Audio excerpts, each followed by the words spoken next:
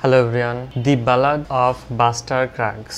এটা আসলে cowboy western মানে আমেরিকার পুরোনো দিনের স্টোরির উপরে বানানো মুভি 2018 সালের। নাও এই মুভির স্টাইলটা এরকম যে এই মুভিটার মধ্যে ছোট ছোট বেশ অনেকগুলো গল্প আছে।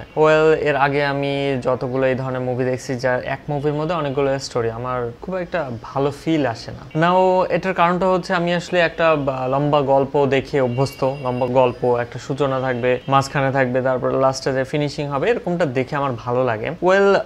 তারপরও যে আমি এনজয় করি না সেটা না, আমার স্যাটিসফ্যাকশনটা একটু কম হয়, কারণ ছোট গল্প সবসময় দেখা যায় পরেও কিছু ব্যাপার থেকে, আগেও কিছু ব্যাপার থেকে, মানে জাস্ট ঘটনাটা অল্প সময়ের মধ্যে অনেক কিছু দিয়ে দেয় আপনাকে। তো I prefer not to watch those movies. But এই মুভিটা দেখলাম, কারণটা হলো আমি জানতাম না এই মুভিটা ওই টাইপের মুভি, নেটফ্লিক্স এর মুভি অবশ্যই। এটার আসলে আমি বাস্টার ক্রাগস এর একটা ক্লিপ দেখলাম ফেসবুকে প্রথম, তারপর আমি দেখলাম যে ক্লিপটা খুব সুন্দর, মজা লাগছে। তো ক্লিপটা আসলে পরে মুভি দেখতে যাই দেখলাম যে এটা মুভির প্রথম স্টোরিটার আসলে ক্লিপটা বেশ ইন্টারেস্টিং। আমি মুভিটা শুরু করার সময় ভাবছিলাম যে কি ব্যাপার, মুভিটা এত দ্রুত আগাচ্ছে কেন, শুরুতেই কাহিনী। পরে যখন একটা স্টোরি শেষ হলো তখন আরেকটা স্টোরি, সোনা উত্তোলন করতেছে মাইনারের স্টোরি আসলো, তারপর আরেকটা স্টেজ কোচের স্টোরি। তো একের পরে স্টোরিগুলো সবগুলোই কাউবয় কিংবা ওই ওয়েস্টার্ন ধাঁচের এবং ছোট ছোট গল্পের, এবং অনেক ধরনের কাস্টিং করছে, নাম করা অনেক কাস্টিং আছে ছোট ছোট গল্পের নানান অংশে, কেউ রিপিট হয় নাই। তো আপনার যদি এরকম মুভি দেখতে বিরক্ত না লাগে, ছোট ছোট গল্পের,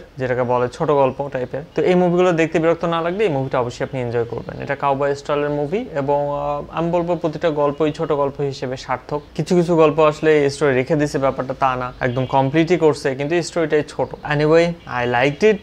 নেটফ্লিক্সের অনেক মুভি আমার ভালো লাগে, এরা মূলত আসলে গল্পের দিকে বেশি নজর দেয়। So I enjoy Netflix. আপনারা যদি দেখেন তাহলে আপনাদের কেমন লাগে অবশ্যই আমাকে জানাতে ভুলবেন না। ভালো থাকবেন সবাই, দেখা হবে নেক্সট এপিসোডে। বাই।